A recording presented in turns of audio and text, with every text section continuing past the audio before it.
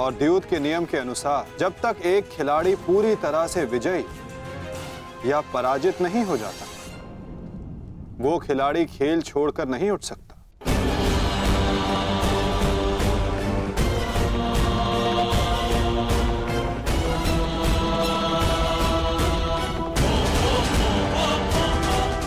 सखी,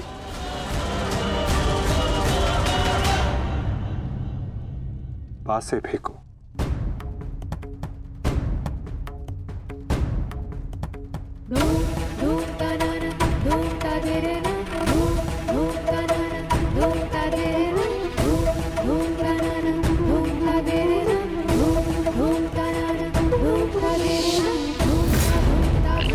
अब ये द्रौपद पुत्री पांचाली विधिवत तुम्हारी दासी हुई।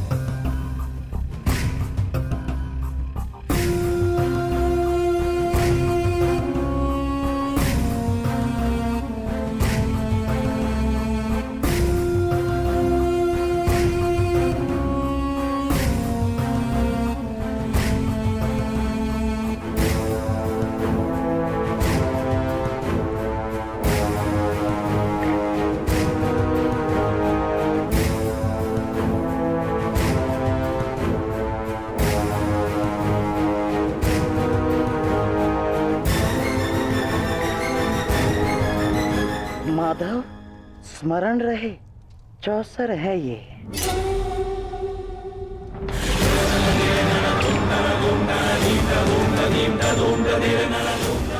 पौ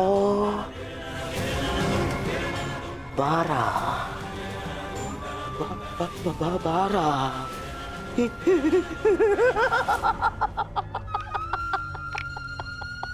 बस अब पौ 12 और विजय मेरी। माधव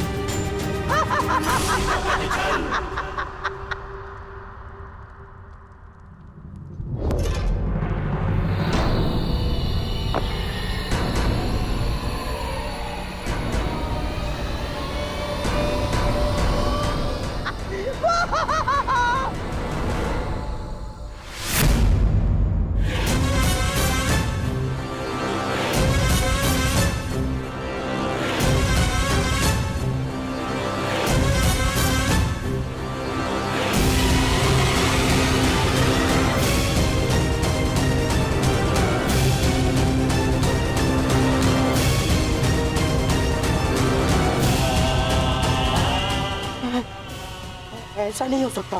छल है ये माधव, छल है ये मायावी पासे है, छल है ये।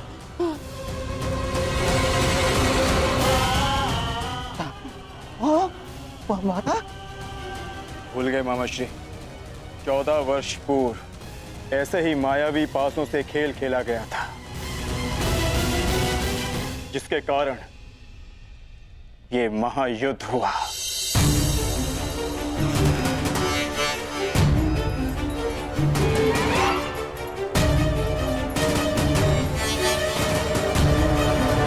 वस्त्रहरण करो इस मामा का।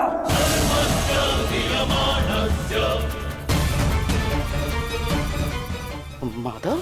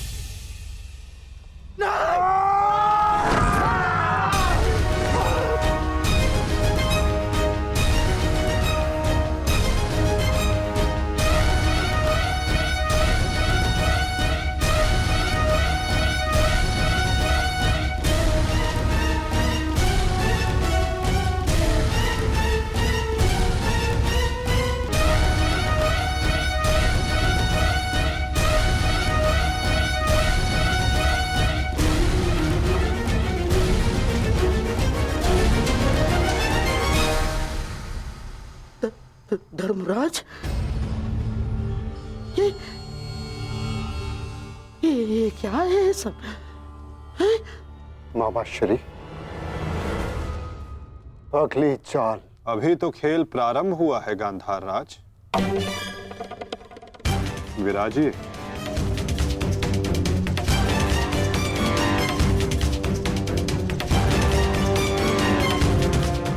बताइए गांधार राज, अब क्या दांव पर लगाएंगे?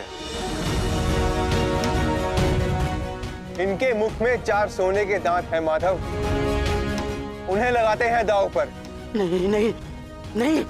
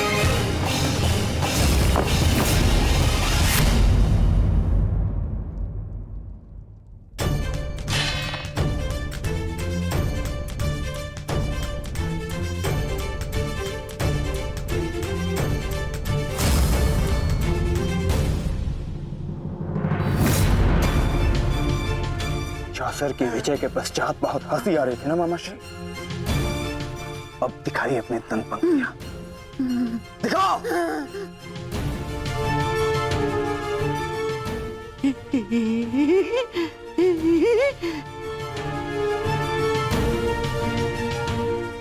और वो क्या था? साम दाम दंड भेद, युक्ति कपट छल चक्र षड्यंत्र।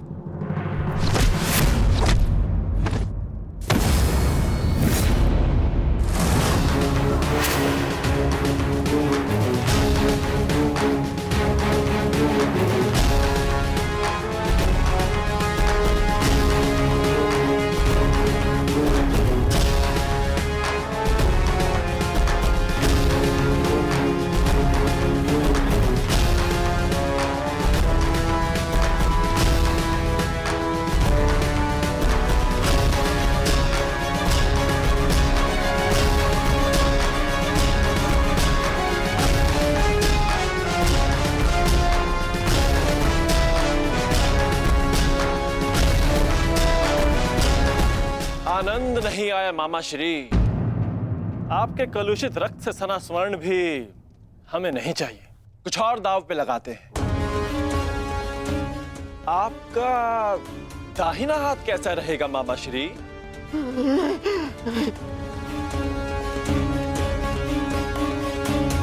वही तो सबसे अधिक मूल्यवान है ना, उसी से तो आप पासे फेंकते हैं।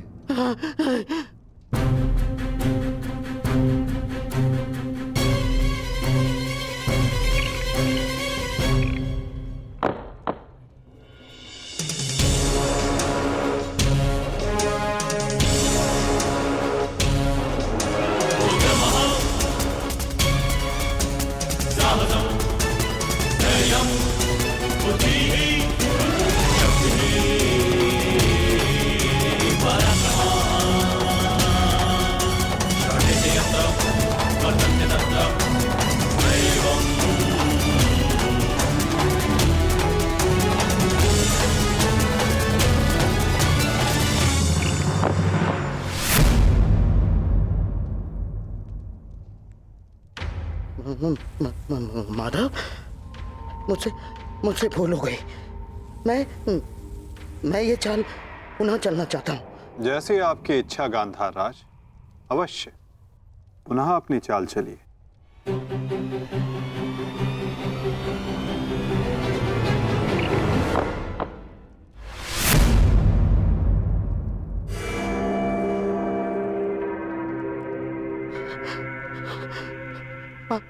पांचाली,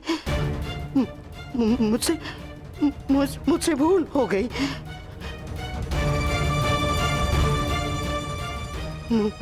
मुझे क्षमा कर दो, मुझे क्षमा कर दो पांचाली। जो आप हार चुके हैं, पहले उसका मूल्य तो चुकाइए मामा श्री।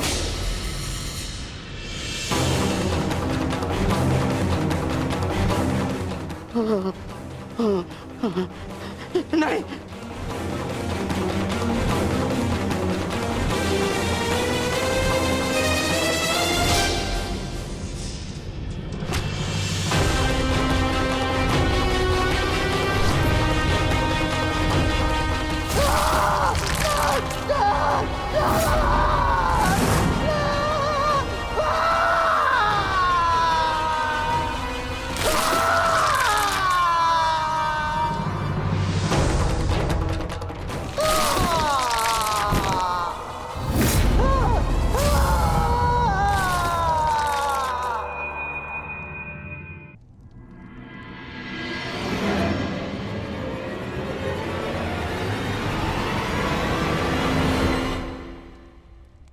अगली चाल चलते हैं केशव।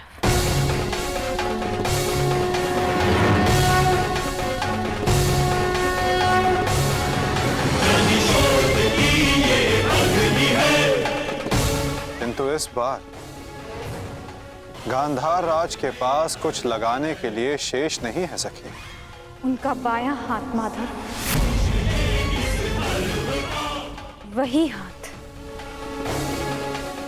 जिससे उन्होंने अभिमन्यु की पीठ पर तलवार भोंकी थी।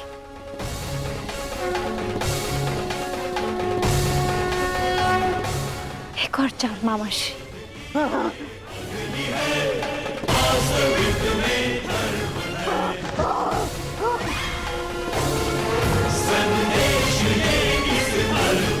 पासे फेंको पांचाली।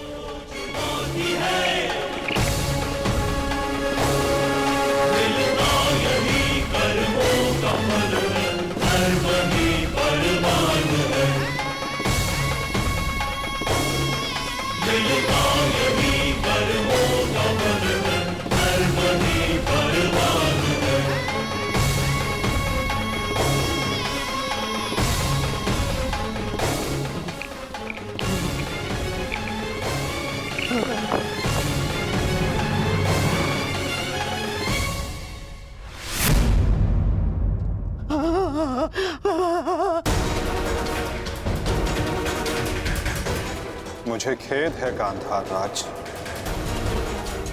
आप अपने वो हाथ हार गए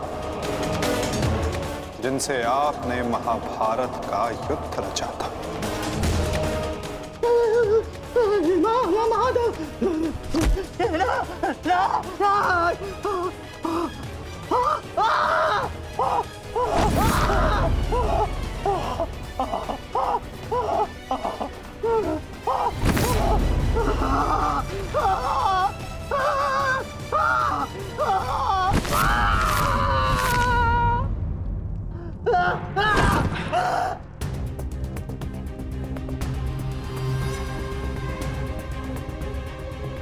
इनके हाथों का दोष कम,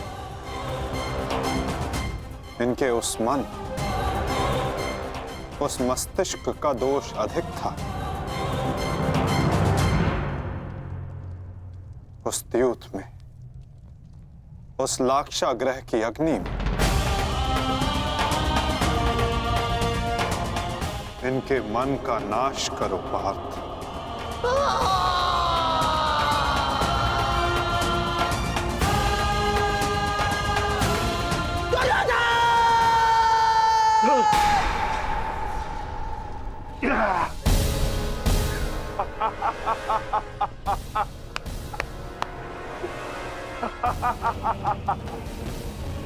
जाओ दुर्योधन, जाओ जाओ, तुम्हें जाने की अनुमति है। जाओ और जाकर अपने प्रिय महाराष्ट्री को अंतिम विदाई दो।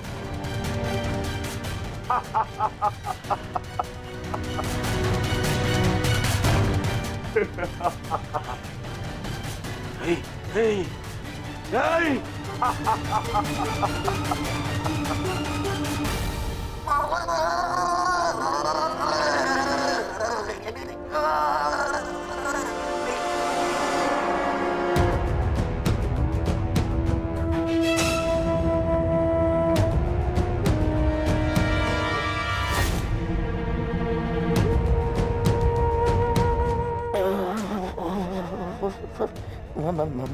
माधव,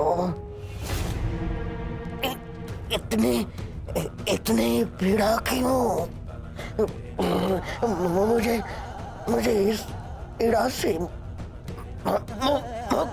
क्यों नहीं कर देते? जो पीड़ा इतने वर्षों तक आपने पांचाली और पांडवों को दी गांधार नरेश, कदाचित उसके समक्ष आपकी ये पीड़ा कुछ भी नहीं। जो बोओगे वही काटोगे, यही नियति है।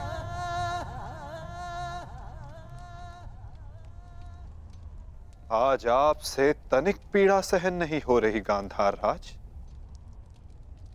और उस पीड़ा का क्या जो आपने पांचाली को दी थी।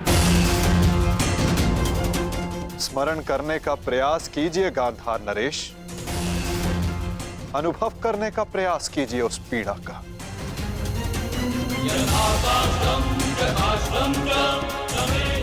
उस भरी सभा में पांचाली के वस्त्रहीन शरीर पर पुरुषों की दृष्टि कांटे बनकर चुभ रही थी।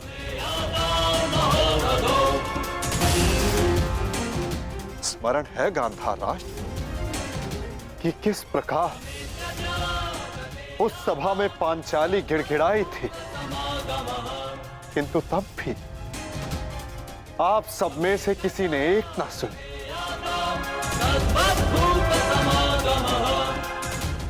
और अब आप चाहते हैं कि हम आपका निवेदन स्वीकार करें गांधार राज। आप वो अधिकार खो चुके हैं।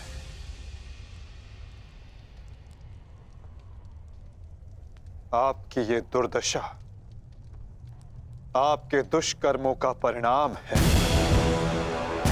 कदाचित आपकी इस दशा को देखकर कुछ कुकर्मियों को शुद्ध और नए जीवन जीने की प्रेरणा मिल सके।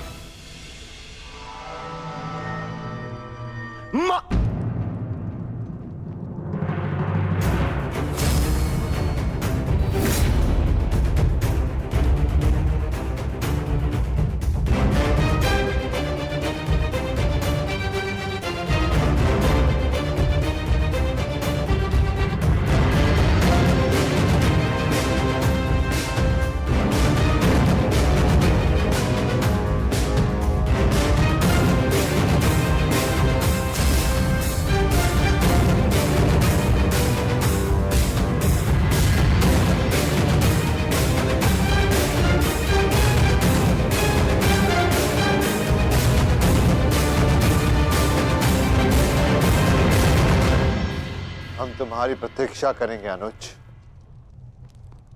जाओ, जाकर मामा श्री को अंतिम विदा दे दो।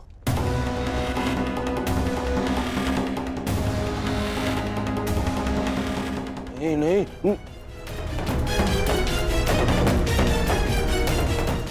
नहीं मामा, नहीं।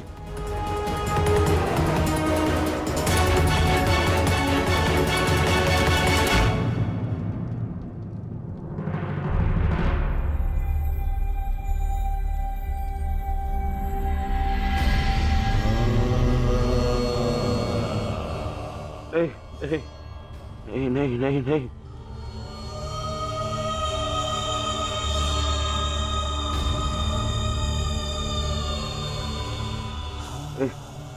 नहीं नहीं नहीं नहीं नहीं मामा, नहीं नहीं नहीं नहीं नहीं नहीं मामा, नहीं नहीं नहीं नहीं नहीं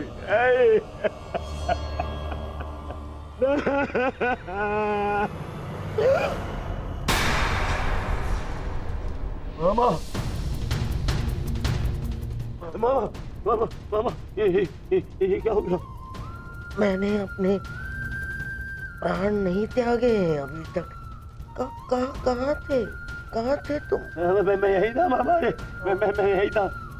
ये क्या दुर्दशा कर दी है पांडवों ने? मुझे क्षमा कर दो दुर्योधन।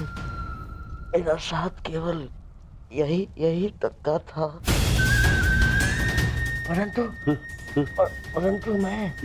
मैं प्रसन्न हूँ, क्योंकि एक योद्धा ना होते हुए भी एक योद्धा की मृत्यु मिली मुझे। धन्यवाद दुर्योधन। कहीं नहीं जा रहे हैं आप। मैं आपको लेके चलूंगा, कुछ नहीं होगा आपको। ना कहीं नहीं जा रहे। उठिए उठिए उठिए मामा, उठिए उठिए, जाने दो आपको। नहीं नहीं नहीं, अरे मामा, मामा आप ठीक तो है? क्या हो गया मामा? मामा मैं आपकी चिकित्सा करवाऊंगा मामा। इसको निकालो, इसको। नहीं नहीं नहीं नहीं नहीं नहीं नहीं मामा, मामा मामा, मामा नहीं, मामा नहीं नहीं नहीं मामा। अब कोई लाभ नहीं। नहीं नहीं नहीं। हर मनुष्य का अपना एक विशेष बल होता है। यदि उस बल ने उसका साथ छोड़ दिया तो समझो उसका अंत निश्चित। नहीं मामा, मामा नहीं मामा।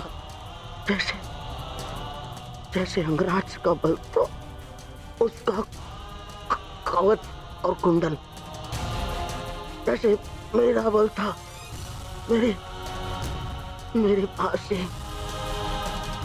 अब यदि अंतिम समय में मेरे पासों ने मेरा साथ छोड़ दिया तो अब कोई कुछ नहीं कर सकता दुर्योधन। नहीं नहीं नहीं मामा। अरे ये जिस गांधार नरेश की नीति से सारा भारतवर्ष कांपता है, इतनी निर्दयता से उसको मारा इन पांडवों ने। हाँ क्या हाल कर दिया है तुम्हारे और बाकी सबके ऊपर। अत्याचार इन पांडवों ने किया है, उसका प्रतिकार आपका भांजा लेगा मामा। मैं छोड़ दूंगा मामा। नहीं दुर्योधन, वास्तविकता तो ये है कि मेरी ये दशा मेरे ही निर्दयी कर्मों का फल है। इस आशा का कारण केवल और केवल मैं स्वयं हूँ। और फिर भी मैं तुम्हें विजयी देखना चाहता हूँ दुर्योधन। तुमने बचपन से मेरी हर बात सुनी और मानी भी, और आज भी तुम्हारे हित के लिए एक बात करना चाहता हूँ तुमसे। बोलो बाबा। दुर्योधन चले जाओ। आपको छोड़ के कहाँ? नहीं कहीं नहीं जा रहा। मेरी सलाह मानो दुर्योधन, क्योंकि वो वो वासुदेव कृष्ण तुम्हें जीवित नहीं छोड़ेगा। और वो विकोदर भीम उसकी प्रतिज्ञा अवश्य पूर्ण करेगा दुर्योधन। मैं नहीं चाहता कि मेरी बहन और जीजाश्री के अंतिम संस्कार के लिए कोई शेष न बचे। परिस्थिति को समझो दुर्योधन। तुम आज कुरुक्षेत्र नहीं जाना। आप मुझे भागने की सलाह दे रहे हैं मामा? ना ना ना, मैं तुम्हें भागने की सलाह नहीं दे रहा हूँ। मैं तुम्हें जाने की सलाह दे रहा हूँ दुर्योधन। यहाँ से जाओगे तो जीवित रहोगे, और यदि जीवित रहोगे तो कल लड़ पाओगे। इस समय तुम मन से टूटे हुए हो दुर्योधन, और यही उस वासुदेव कृष्ण की नीति है कि तुम्हें थकाकर तुम्हें निशस्त्र कर दे।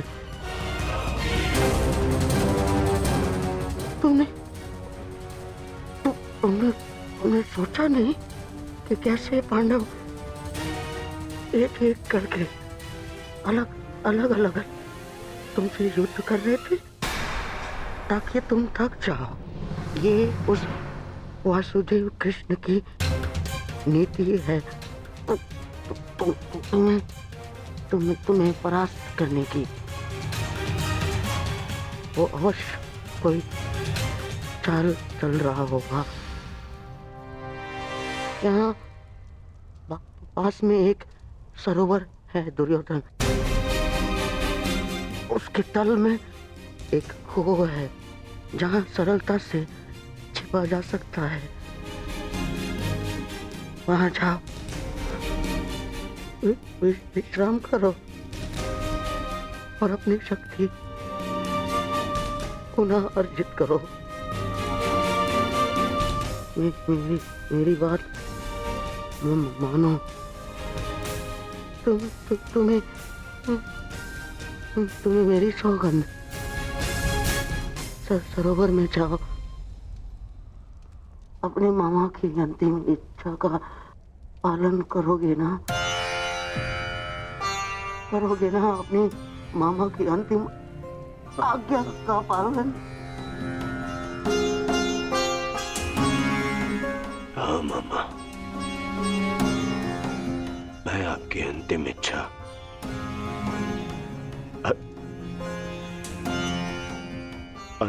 अवश्य पूर्ण करूंगा। मैं सरोवर जाऊंगा परंतु छिपने नहीं मामा, जल साधना के लिए, ताकि उन पांडवों से मैं आप पर और बाकी सब पर किए अत्याचार का प्रतिकार ले सकूं। मामा, मैं इस युद्ध को समाप्त अवश्य करूंगा। आपका ये भांजा इस युद्ध को समाप्त करेगा। प्रसन्न रहो।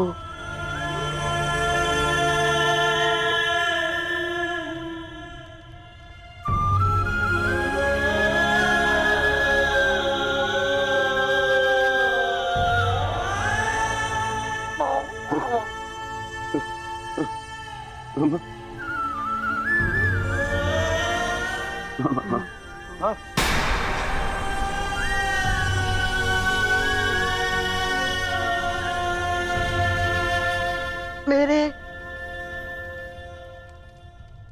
होने वाले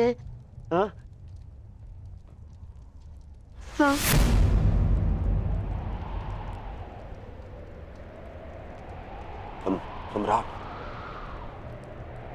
मामा, मेरे होने वाले सम्राट पूरा तो बोलो। मामा,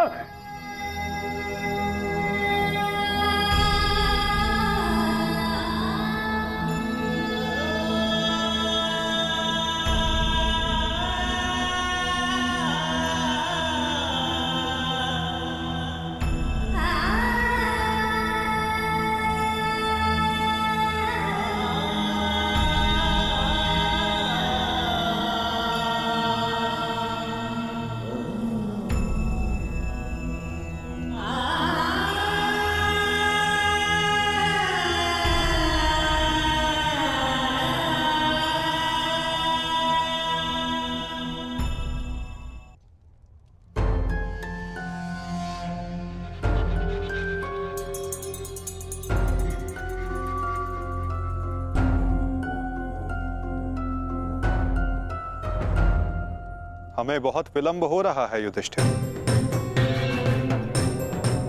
दुर्योधन को गए बहुत समय हो गया है। अब दुर्योधन को बाहर बुलाने का समय आ गया है। प्रतीत होता है कि अपने अंत से डर के भाग गया है वो कायर। इसका अर्थ युद्ध समाप्त हुआ। परंतु ज्येष्ठ, मेरी प्रतिज्ञा तो पूर्ण होना भी शेष है।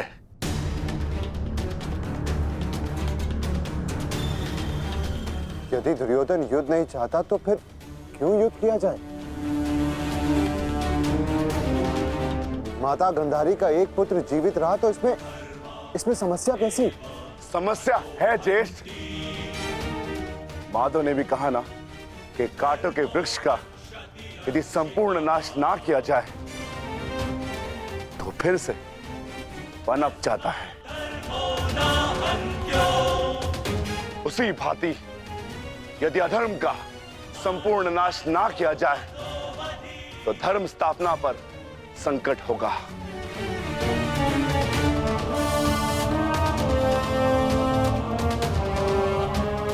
आपको हो क्या गया ज्येष्ठ? हमारे साथ हुए अन्याय को इतना शीघ्र मत भूलिए। क्या आप भूल गए पांचाली के अपमान को? क्या आप भूल गए हम सब की प्रतिज्ञाएं?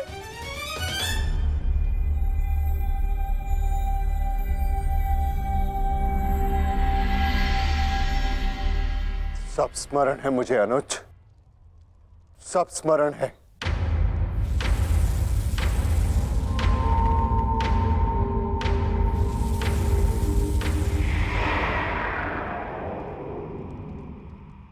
परंतु मुझे तुम्हारी चिंता है। तुम जानते हो दुर्योधन के वश शरीर का कोई तोड़ नहीं, जानते हो ना? इसीलिए उससे द्वंद्व करना व्यर्थ है। माता गांधारी के वरदान ने उसे अजय बना दिया है।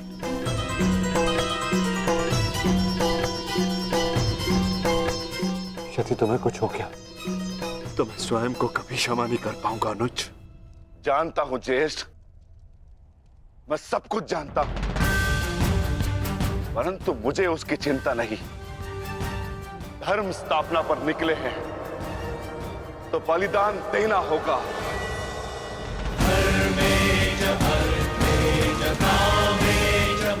यदि उसके लिए मेरे प्राण क्यों न चले जाए, परंतु मैं प्रयास करना नहीं छोड़ सकता। परंतु दुर्योधन का वध करोगे कैसे? शेषगढ़ ने माता कुंती को वचन दिया था कि उनके 5 पुत्र जीवित रहेंगे। क्या तुम उनके वचन को झूठा हो जाने दोगे? हाँ?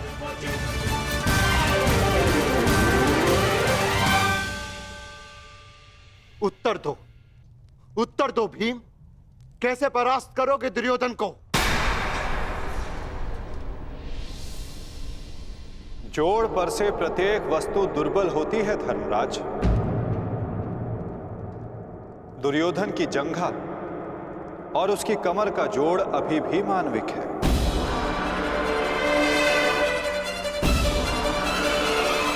दुर्योधन को वहां से तोड़ा जा सकता है।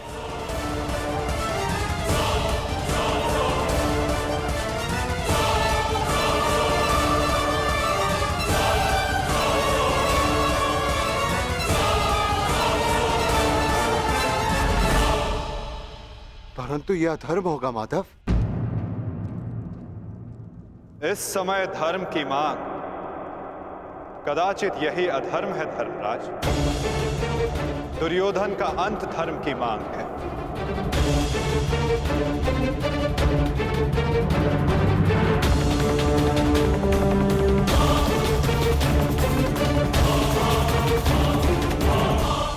कुंती को वचन दिया था कि उनके 5 पुत्र जीवित रहेंगे। क्या तुम उनके वचन को झूठा हो जाने दोगे? हाँ? उत्तर दो भीम, कैसे परास्त करोगे दुर्योधन को? चोर पर से प्रत्येक वस्तु दुर्बल होती है धर्मराज। दुर्योधन की जंघा और उसकी कमर का जोड़ अभी भी मानविक है।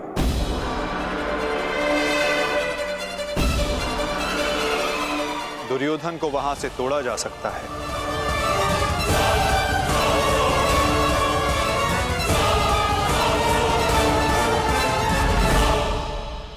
परंतु यह अधर्म होगा माधव। इस समय धर्म की मांग कदाचित यही अधर्म है धर्मराज। दुर्योधन का अंत धर्म की मांग है।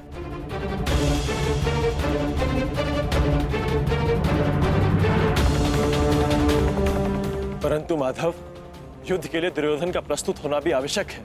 यदि दुर्योधन हम सबके समक्ष प्रस्तुत नहीं होते तो हमें दुर्योधन के समक्ष प्रस्तुत हो जाना चाहिए।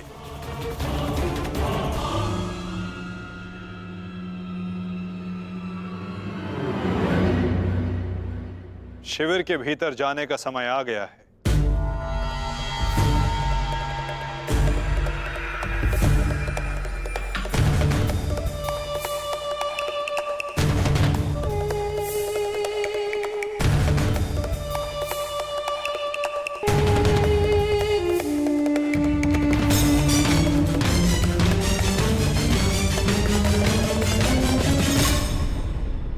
याद तो कोई भी नहीं है। मैं भी दूसरे कक्ष में जाकर देखता हूँ। मैं भी तुम्हारे साथ चलता हूं नकुल। मैं उस ओर देखता हूं।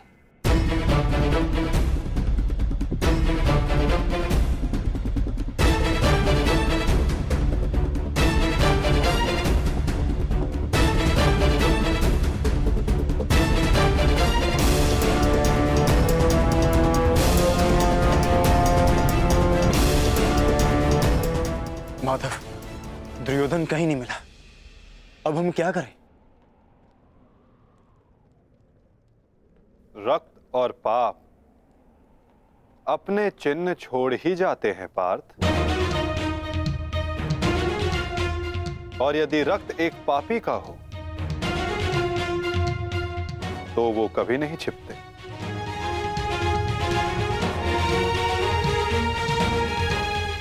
उधर देखो पार्थ।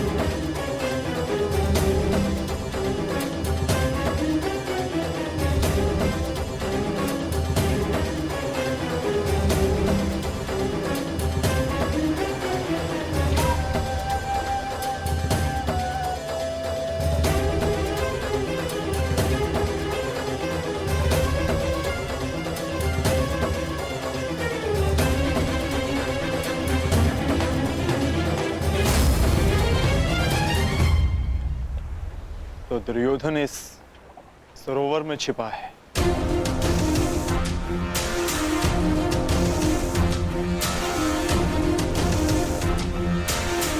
आवाहन दो विकोदर।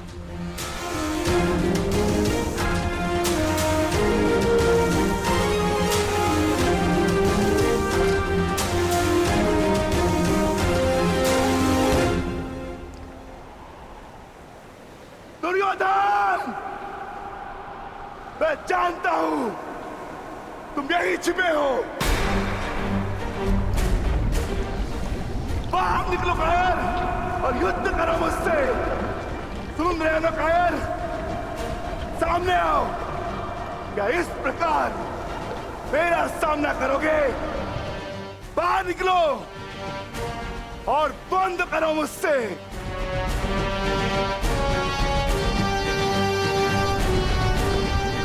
आज तुम्हारे मामा श्री तुम्हारा साथ छोड़कर चले गए और शीघ्र ही मैं तुम्हें उनके पास भेज दूंगा।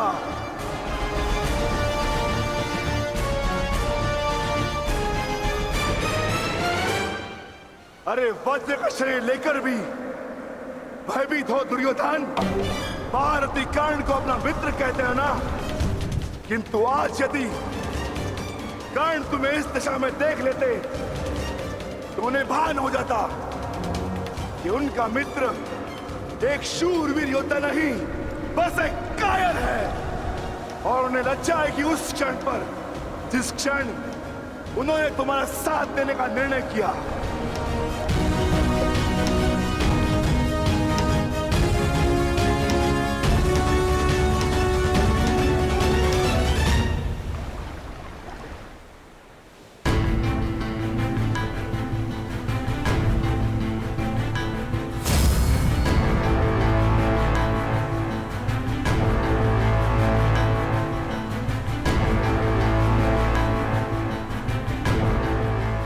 विकोदर,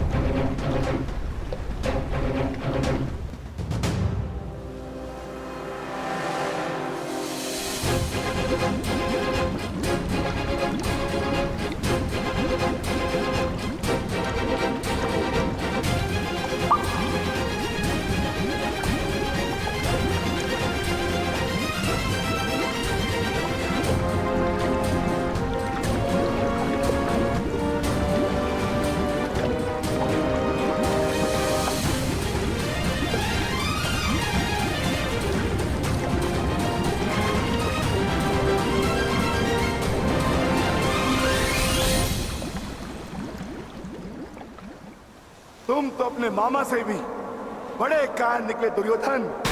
विश्वास नहीं होता कि तुम वही दुर्योधन हो जिसे ज्येष्ठ कर्ण हस्तिनापुर का महाराज बनाना चाहते थे। मेरा चयन बिल्कुल ठीक था। दुर्योधन तुमसे बेहतर राजा होगा।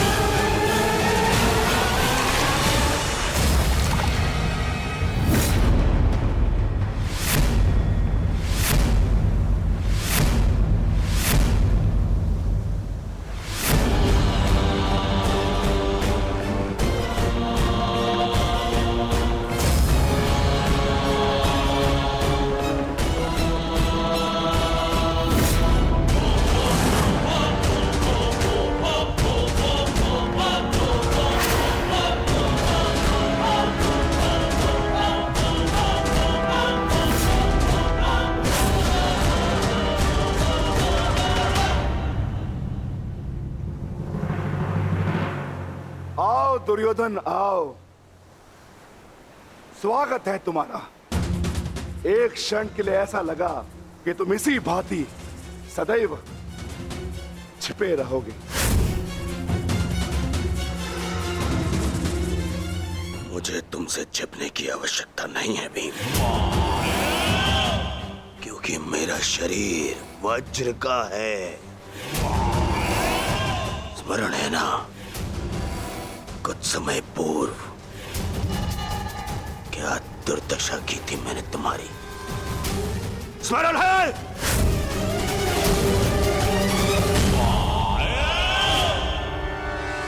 दुर्योधन सत्य कह रहे हैं विकोदर। दुर्योधन छिप नहीं रहे थे, वो तो जल साधना में लीन थे। ये तैयारी तो युद्ध से पहले की थी दुर्योधन, है ना?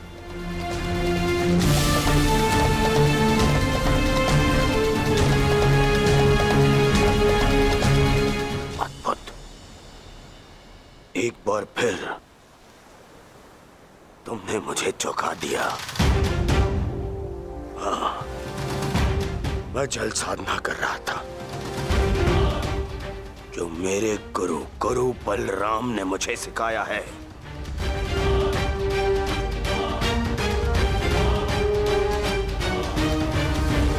आशा करता हूं कि मुझे विलंब ना हुआ हो। जो चाहे साधना कर लो दुर्योधन, परंतु आज तुम्हें मुझसे कोई नहीं बचा सकता। बड़े निश्चित हो मेरी मृत्यु को लेकर।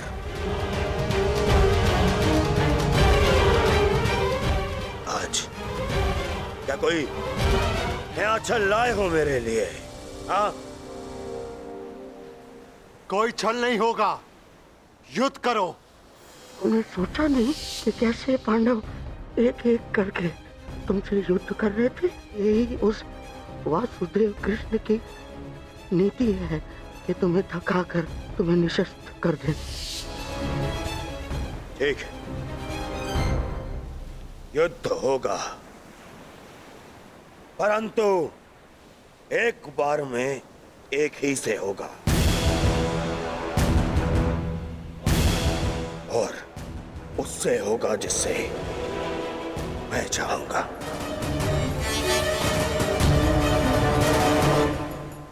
स्वीकार है।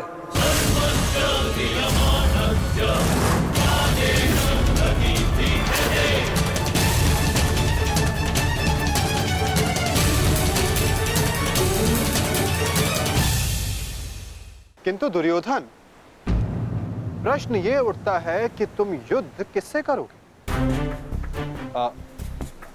नकुल सहदेव से?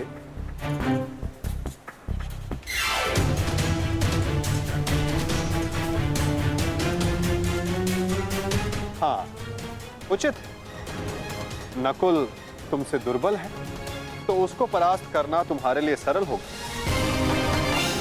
और सहदेव ने तो तुम्हारे मामा श्री का वध करके अपनी प्रतिज्ञा पूर्ण की है ना? किंतु ये चुनाव करने से पूर्व एक बात सदा स्मरण रखना दुर्योधन, कि नकुल सहदेव का एक प्रहार तुम्हारे 100 प्रहारों से अधिक स्मरणीय होगा, और नकुल सहदेव को तुमसे कहीं अधिक सम्मान मिलेगा। हाँ, कदाचित इस द्वंद्व में, इस महाभारत में तुम भले ही विजयी हो जाओ, किंतु सदा के लिए तुम अपना मान, सम्मान और यश खो बैठोगे दुर्योधन।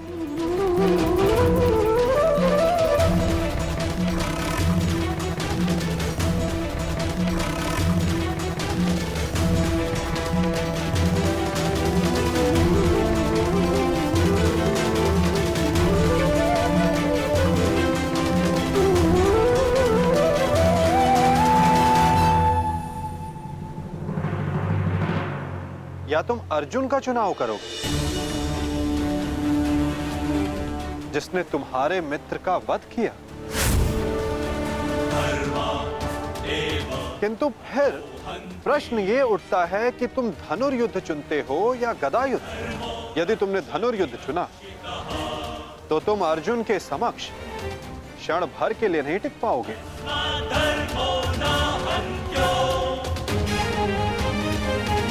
और यदि तुमने गदा युद्ध चुना तो समस्त संसार तुम्हें इस अन्यायपूर्ण चुनाव के लिए सदा धिक्कारता रहेगा।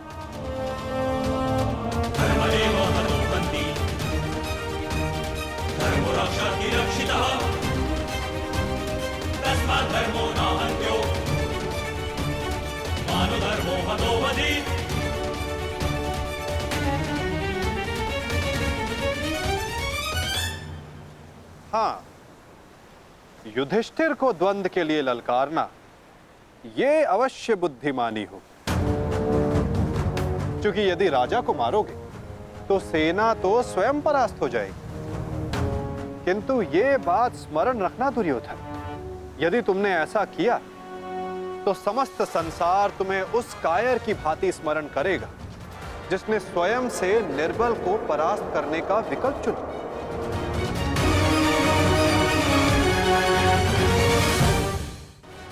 अब चुनाव तुम्हारा है दुर्योधन।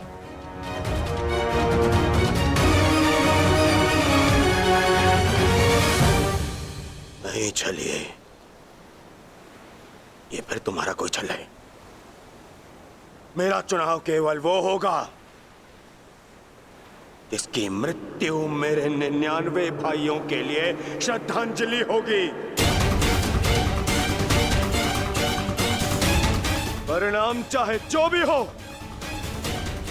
दुर्योधन केवल एक महान योद्धा के रूप में जाना और पहचाना जाएगा।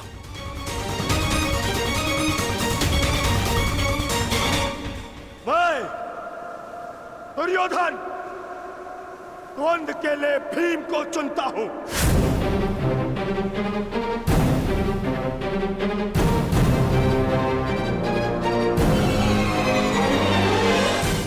और इसे मारने के पश्चात मैं एक एक करके बाकी चारों भाइयों को मारूंगा। ये मेरा वचन है।